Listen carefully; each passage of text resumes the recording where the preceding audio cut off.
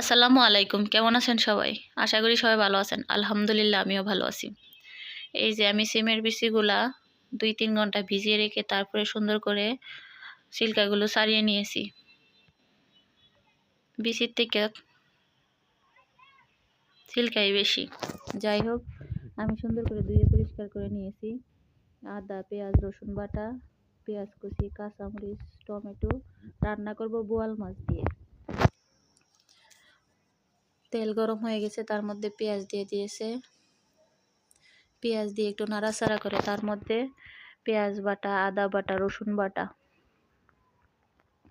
দিয়ে আবারও একটু নাড়াচাড়া করে কাঁচা গন্ধটা দূর করে নিতে হবে।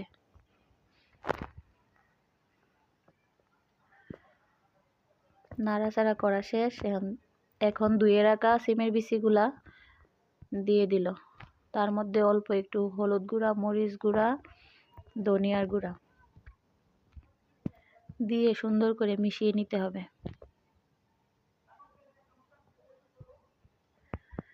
এখন টমেটোগুলা দিয়ে দিলাম, কাঁচামরিচ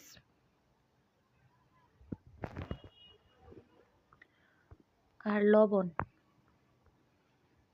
দিয়ে আবারও ভালো করে মিশিয়ে নিতে হবে।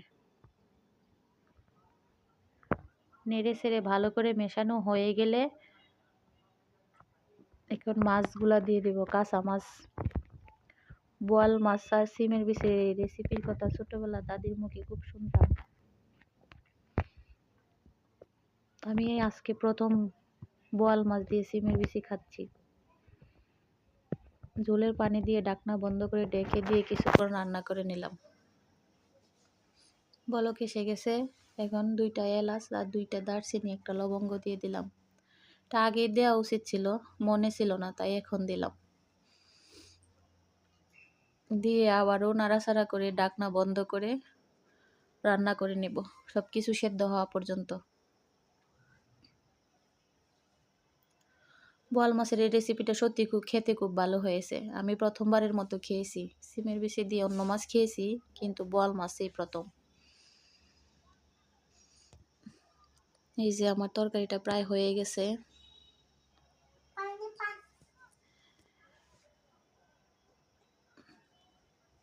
সবকিছু সিদ্ধ হয়ে গেছে, মাছের কাঁচা গন্ধটাও দূর হয়ে গেছে। এখন ধনিয়া পাতা দিয়ে দিব। ধনিয়া পাতা দিয়ে ঢাকনা বন্ধ করে 2-1 মিনিট পর আমি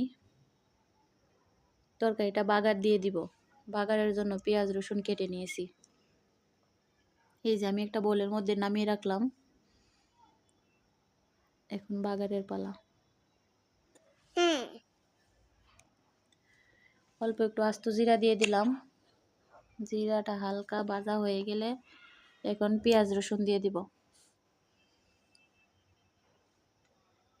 পেঁয়াজ রসুন ভাজা ভাজা করে এখন তরকারিটা ঢেলে দেওয়ার পালা। হয়ে গেল আমার বোয়াল মাছ দিয়ে সিমের বিচি রান্না। সত্যি বলছি, খেতে খুব মজা হয়েছে। আপনারাও ট্রাই করতে পারেন, আশা করি ভালো লাগবে। চ্যানেলটি ভালো লাগলে সাবস্ক্রাইব করবেন, লাইক করবেন, কমেন্ট করবেন, শেয়ার করবেন। মাশাআল্লাহ, দেখুন দেখতে কি সুন্দর হয়েছে।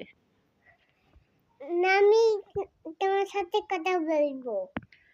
মাশাআল্লাহ মাশাআল্লাহ মাশাআল্লাহ। সবাই ভালো থাকবেন। আল্লাহ হাফেজ। তোমার জন্য